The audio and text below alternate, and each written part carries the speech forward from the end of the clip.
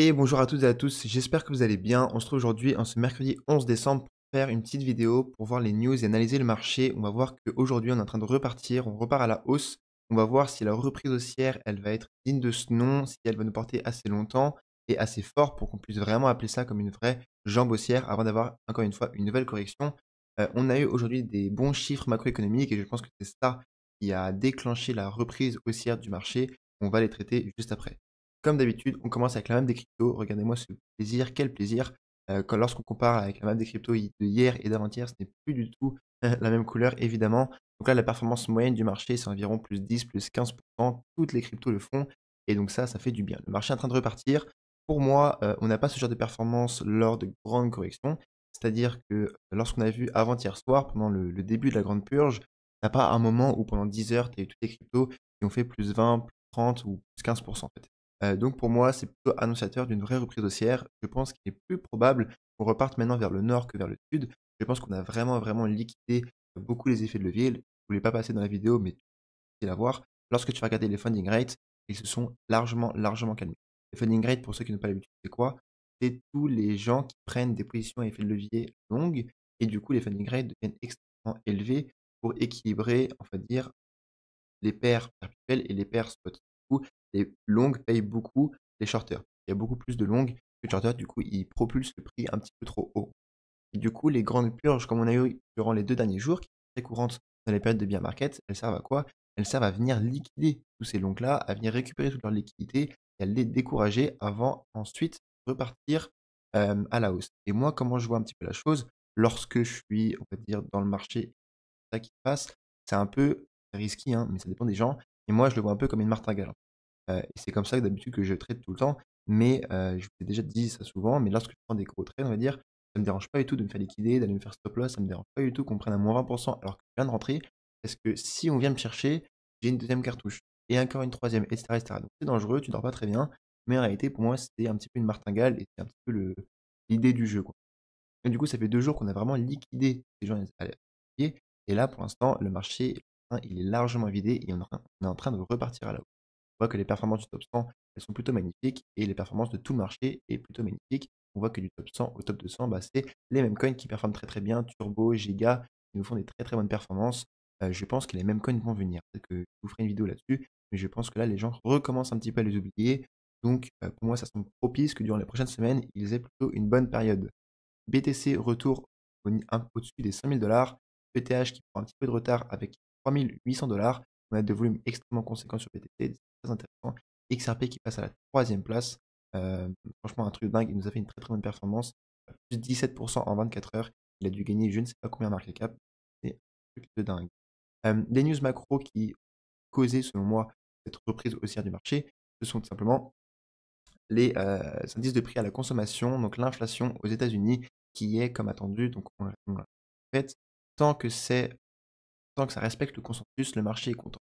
Ok, ça veut dire pourquoi? Parce qu'il y a moins d'incertitude, c'est-à-dire que le marché a déjà pricé ce genre de news-là, et ça veut dire qu'il sait à peu près où il va. Ce que le marché n'aime pas, le marché traditionnel comme le marché crypto, hein, les deux c'est la même chose, c'est l'incertitude, c'est de dire dans 6 mois je ne sais pas ce qui arrive, je ne sais pas si on est en guerre, je ne sais pas s'il y a une reprise dans l'inflation, ça on n'aime pas parce que bah, tu ne peux pas prendre de décision extrêmement pointue, on va dire. Alors que lorsque tout se déroule comme prévu, et ben là les investisseurs ont plus confiance et ils cherchent à faire travailler leur argent et à le faire superformer l'inflation, qui est le cas actuellement. D'accord? Donc je vais plus vous passer des graphiques aujourd'hui. Alors comme on a dit, on voit BTC qui s'est très bien repris. Hop là. Si on se met en daily, qu'est-ce qu'on voit? On voit une grosse impulsion haussière, une sorte de correction, un bull flag. En réalité, c'est un range hein, où les altcoins ont très bien performé. Et là, il est passé de 94 000 $ aux 100 000 $. Ce serait maintenant très sympa qu'on arrive à consolider au-dessus de 100 000 $. Parce que pourquoi? Les 100 000 $, c'est vraiment une barrière psychologique importante. C'est une barrière qui est compliquée à passer lorsque tu es dessus. Mais à l'inverse, lorsque tu es au-dessus, ça va être une barrière qui va être compliquée à franchir à la baisse. D'accord? C'est un gros point psychologique. Et du coup, ce serait extrêmement intéressant, en fait, au lieu de ranger des 95 ou 100 000 $, c'est beaucoup plus opportun, plus impressionnant qu'on commence à ranger des 100 000 aux 110 000 et qu'on fasse ça. Et là, le Bitcoin prendrait vraiment, s'installerait au-dessus de 100 000 $. Et plus il le teste, bah, plus 100 000 $ deviendront solides, deviendront en béton armé. Donc ça, à voir ce qu'il va nous produire aujourd'hui et demain, par exemple. Mais il nous faudrait une assez grosse bougie avec pas mal de volume pour vraiment breakout, pourquoi pas venir à faire un pullback et ensuite faire notre range comme ça. Dans tous les cas, c'est comme je vous dis assez souvent, hein, mais il y a une cyclicité entre BTC, tu des jours, pendant 4-5 jours, c'est le BTC qui va range, puis ensuite ça va être les altcoins. Après, tu as une correction, une liquidation du tout le marché, comme on a eu pendant 2-3 jours, pour que ça recommence BTC et les alts, une correction, ça recommence BTC, les alts, etc., jusqu'à ce que ce soit la fin du bull run et que ça se passe une toute dernière fois et que tout le monde pense que ça va partir, alors qu'en réalité, on partira en bear market, ce qui n'est, selon moi, pas le cas dès à présent. Et tout l'enjeu, ça va être de bien le deviner. Je pense que ça peut arriver, voilà, lorsque BTC sera aux alentours des 120, 130, 140 000 dollars. Je pense qu'il nous reste quand même un petit peu de chemin à aller au niveau de ce bull market. Maintenant, au niveau de TH, qu'est-ce qu'on voit? On voit bah, après la même chose, hein, on a fait un fake out au-dessus des 4000 dollars, c'est un peu l'équivalent des 5000 sur BTC. C'est une barrière qu'on a beaucoup plus de mal quand même à la franchir. Le TH est encore en retard, bien qu'il ait très bien parfumé depuis les 2000-2100 dollars. Je rappelle qu'il n'est toujours pas à son niveau de la TH.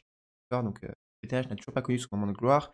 Et je pense que le gros moment des altcoins viendra lorsque ETH pètera son ATH. Donc, lorsqu'on aura un ETH à 5000 dollars, il va aller très vite, probablement vers les 6, 7, 8 000 dollars, à la même manière que BTC, lorsqu'il a pété 70 000 dollars. Après, il y a de la correction, oui, mais dès qu'on les a repétés encore une fois, on est passé de 74 000 à 100 000 dollars en très très peu de temps. Et les bougies, c'est assez énervé. Donc ça, je pense que ça va venir sur ETH, probablement l'année prochaine. Je pense que ça va arriver, pourquoi pas Q1 2025, ça me semble plutôt bien comme période de temps, pour qu'ensuite connaître des mois très favorables aux altcoins, et ensuite, pourquoi pas qu'on connaisse la fin de notre bull run. Ensuite, la Bitcoin dominance qui nous fait des très très gros mèches.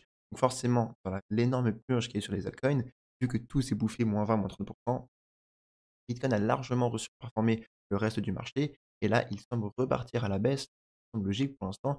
Je fais l'analyse technique, on est en train de faire une tendance baissière sur la Bitcoin dominance. Moi, qu'est-ce que je vois si on prend des temporelles un peu plus grandes? Pourquoi pas, pour moi, continuer la tendance baissière actuellement jusqu'à, pourquoi pas, décembre, peut-être mi-janvier, quelque chose comme ça. Ensuite, on a vraiment une grosse correction du marché. Donc, en 2025, je ne sais pas exactement quand est-ce qu'elle va venir. Ça me semble un scénario assez probable. Mais cette fois-ci, pas une correction uniquement en termes de pourcentage, mais aussi en termes de temporalité. Parce que là, oui, on a une correction, et c'était uniquement 20%, moins 20%, et si elle est déjà finie, ça a duré que 3 jours. Mal, mais ça ne fait pas si mal que ça. Si on a, par la suite, on arrive, pourquoi pas, aux alentours des 50%, et que cette fois-ci, la Bitcoin dominance reprend parce que tout corrige, mais que ça dure 2, 3, 4 semaines, là, ça va faire plutôt mal avant de repartir et intégrer le range qui va être notre target de vente. En tout cas, c'est la mienne pour la fin de ce bull run. OK, pour la Bitcoin dominante. Ensuite, c'est vrai que je voulais vous passer la Total 3. Alors, c'était plutôt riche. En réalité, enfin, ça fait plutôt mal. On voit qu'on est en train de faire un nouvel ATH. Et lorsque les indicateurs vont charger, voilà, on est d'ores et déjà en surchauffe. Ça, c'est assez énervant. On est à peu près à ce même niveau sur BTC. Pour moi, si on veut rester bullish, il faut qu'on se dise qu'on est exactement dans cette temporalité, dans ce schéma-là. C'est-à-dire le schéma, oui, on est en surchauffe. On a eu une sorte de petite consolidation, un range, correction. euh, Revenir, reprendre un petit peu de mou et ensuite repartir. L'idée, ce serait sur BTC de revenir, pourquoi pas dès maintenant, pourquoi pas un petit peu après, dans une semaine ou deux, avant de repartir vraiment en surchauffe, qu'on soit à 130, 140, 150 000 dollars, et que comme ici, là, on ait vraiment une correction pendant plusieurs mois. Probablement qu'elle ne durera pas aussi longtemps que celle-ci, et pourquoi pas qu'elle dure 1, 2 ou 3 mois, par exemple, d'accord, en 2025. Et peut-être si on a de la chance, à la suite de ça, on aura une deuxième vague haussière sur le bull run là, long terme, lequel il y aura des divergences baissières de partout. Et là, prenez vos jambes à votre cou et on fuit. Donc c'est à peu près la même chose sur la crypto total market cap sans BTC et sans ETH. On est déjà en surchauffe, mais très probablement qu'on est dans cette zone ici. On est dans cette zone ici, on va connaître peut-être une semaine moyenne, où on déjà connu et on va déjà repartir, avant de connaître notre prochaine impulsion. Donc dans l'idée, ça va nous amener et nos premières targets, les 1,78 de Fibonacci. Et ici, on sera vraiment en surachat. Et c'est là où il faudra commencer à sortir, préparer la prochaine grosse correction de ce bull market. En tout cas, moi, c'est un des indicateurs que je surveille tout simplement. Il ne faut pas se mentir, il ne faut pas se voiler la face. Les indicateurs, on va dire, de masse, les indicateurs long terme, ils sont d'ores et déjà en surchauffe. Ils ne sont pas au point de se dire, on se casse, on a vos jambes à beaucoup, c'est fini. Mais ils sont au point où tu commences à te dire, commence à faire attention. Donc ensuite, cryptos qui sont intéressantes pour moi lors de cette reprise haussière. Premièrement, évidemment, Tao. Tao a eu du mal dans cette correction, hein. Il est passé de 750 dollars à 540. Sur certaines paires, comme sur Binance, il est passé à 380 dollars. Imaginez, 380 dollars, c'est-à-dire que c'est un mec qui, pas beaucoup, hein, mais t'en as qui eu. à 400 et donc c'est là tout l'intérêt en fait de mettre des ordres d'achat parce que la probabilité que tu sois devant les écrans, à ce moment-là, elle est extrêmement faible. Pourquoi? Parce que moi, j'étais devant les écrans, voilà, que tout chute tellement vite, tellement peu de temps, c'est impossible que tu transfères tes fonds, que tu mettes tes ordres, ça va vraiment, vraiment trop. Mais bon, après, est-ce que ça vaut le coup d'immobiliser beaucoup d'argent pour mettre des ordres qui ont très peu de chances d'être fil? Pour moi, faut quand même être un peu à devin pour avoir, pour prévoir ce genre d'opportunité-là. Donc bref, je pense que Tao va largement surperformer. L'IA n'a, encore une fois, toujours pas tenu son moment de gloire. Je vais le répéter jusqu'à temps qu'elle le connaisse, hein, mais c'était comme en août ou en septembre où je disais, bah, Tao, il allait dump et à la fin, il a mis 2 semaines avant de dump, mais il a bien dump et ensuite, il s'est très bien repris et lorsqu'il se reprend, je le rappelle, il a fait x2 en 1,5 ou x2 en très, très peu de temps, d'accord? Et là, c'est vraiment le cas, c'est la même chose pour moi. Je pense que la prochaine jambe haussière qu'on va connaître sur Tao, ça va être très simple, c'est à la lorsqu'on va franchir l'ATH et là, on va avoir une grosse, grosse impulsion pour moi aux 1000 et 1 500 et là, ça va aller très vite et c'est là où il faudra commencer encore une fois à prendre des profits de manière assez importante avant, pourquoi pas, de se repositionner après une potentielle correction du marché, tout simplement. Ensuite, on a Kaspa. Kaspa qui a du mal. Pareil, lui, il y a vraiment cette grosse résistance qui l'empêche fortement de passer. Limite, elle est plus forte que celle sur Tao, mais on voit qu'à chaque fois, il est rejeté de manière assez violente et bah, plus tu es rejeté de manière assez violente, plus tu confirmes une zone comme une grosse résistance, plus lorsqu'on va la péter, faire un breakout ici, je suis sûr que si on fait un pullback ici, moi je mettrais la maison. Je mettrais quelques maisons avec maison, c'est archi cher à dire, mais je mettrais des ordres avec, des stop loss assez serrés pour jouer un potentiel rebond parce que ça fait très longtemps qu'il n'a pas surperformé le marché. Ça fait depuis la descente de mars 2024 où il a juste moins baissé que les autres cryptos. Depuis ça, il n'a pas beaucoup plus pumpé que les autres et ce moment va venir. Ensuite Render qui lui surperforme, donc ça c'est bien parce que c'est la tête de gondole d'un secteur que j'aime bien qui, la dessine. Il y a Ionet, il y a Akash, il y a Render. Pour moi, il y a beaucoup d'opportunités à se faire. Render qui nous fait un plus 13% sur la journée. Les mêmes coins, je me suis pas mal positionné sur NPC. Enfin, enfin, je suis content d'avoir été patient. Je l'ai raté ici où je le passais tous les jours en vidéo, mais je mettais mes fonds je sais plus où, pas sur NPC, donc c'est dommage parce que vraiment c'était des bons prix d'entrée. Je crois que j'étais un petit peu crédit, on est juste en dessous, alors qu'au final, d'ores et déjà rentré. J'ai souffert toute la hausse parce que, bah, j'étais pas dedans tout simplement. Je suis rentré une première fois juste ici et j'ai chargé 2 fois, ici et ici, de manière assez importante. Quand même, j'ai mis quand même pas mal de sous sur une petite, donc ça je suis content, c'était une ligne que je voulais me faire, partager et là je me la suis faite. Donc je suis content. Après si tout performe pendant les prochaines semaines, le marché, ça ne m'inquiète pas du tout parce que je sais que lorsque la hype des mêmes coins reviendra, pour moi, c'est vraiment l'idéal en termes de market cap, de hype, et cetera. Donc ça, franchement, une bonne chose. Je suis aussi sur Popcat, Popcat où là, je suis rentré en futur, un peu avec des trades. C'est malheureux parce que j'avais un trade x10 où je me suis fait liquider juste en dessous à cause de la deuxième mèche. Dommage. Mais bon, bref, simplement pour dire que je pense qu'on est très bon prix d'achat. Pareil, je l'avais fade ici, ensuite ça avait pumpé. Ici, j'ai souffert, j'ai attendu que ça retrace vraiment, vraiment. Là, j'ai réaccumulé à ce prix-là. Si on rate des opportunités, on attend qu'elles reviennent. Pas la peine de courir derrière un projet qui s'envole. Les opportunités, il y en a plein sur le marché. C'est notre avantage. Qu'est-ce qu'on a d'autre? On a Jamy qui a très très bien corrigé. Graphiquement, c'est assez sexy. On voit qu'il avait explosé. Je rappelle, j'avais aussi un trade juste ici que j'ai coupé genre à 2 ou 3 000 de PNL. Je pense si je n'avais pas coupé, ça fait beaucoup de bien. J'ai gagné pas mal, genre 20 ou 30K. Donc, mais bon, c'est la vie. Il a corrigé, il est revenu dans la zone des 0,78 et 0,86. Il est venu mécher parfaitement là-dedans. Les acheteurs se sont montrés. Et là, c'est un joli reprise haussière. Donc, franchement, un graphique très très bullish. Je pense que je vais re-rentrer dessus dans pas très très longtemps. Quelle autre opportunité je voulais vous montrer? Ionet. Ionet qui est très très puissant. Il résiste extrêmement bien. On a l'impression qu'il n'a même pas corrigé. Il est beaucoup moins corrigé que les autres projets. Ça fait chier de ne pas en avoir accumulé plus ici. Mais après, c'est dur de savoir quand est-ce que la baisse allait s'arrêter, hein. Mais bon, là, franchement, il montre beaucoup, beaucoup de force. Donc moi, je mets déjà un petit peu en portefeuille. Et pareil, comme les autres cryptos, je vais attendre qu'il se corrige un petit peu et qu'il y ait des opportunités pour accumuler du Ionet. Je pense que la dépine est un secteur qui aura beaucoup de succès lors de ce bull run-là. Ensuite, on a quoi? On a Cubic qui aussi fait partie des cryptos qui portent le mieux. Honnêtement, il il supporte extrêmement bien les baisses. On voit que après son x2 ou x3 qu'il a fait, il a coûté uniquement de 30. C'est vraiment solide. Ça prend vraiment beaucoup de force de la part des acheteurs. Je pense qu'il y a beaucoup de gens qui sont en train de FOMO, qui l'ont oublié et qui sont en train de FOMO, re-rentrer sur le projet tout simplement. Donc dès maintenant, je sais que j'ai eu un commentaire sur YouTube par rapport à ça, mais dès maintenant, je pense que ça peut être un prix intéressant pour commencer à se remettre sur le pic ou à recharger ce que vous voulez. Moi, j'en ai encore 4, 5, 6 milliards et voilà, donc ça me satisfait comme bague.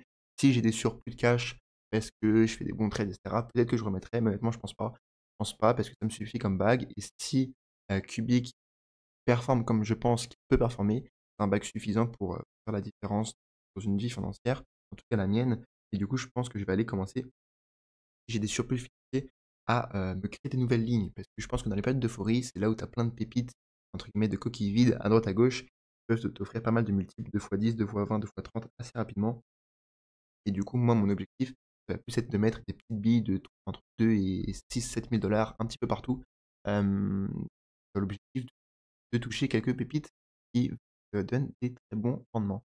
Qu'est-ce que je vais te passer? Bah, je pense que c'est tout, c'est à peu près tout. Voilà, je vous ai passé les altcoins un petit peu les plus intéressants.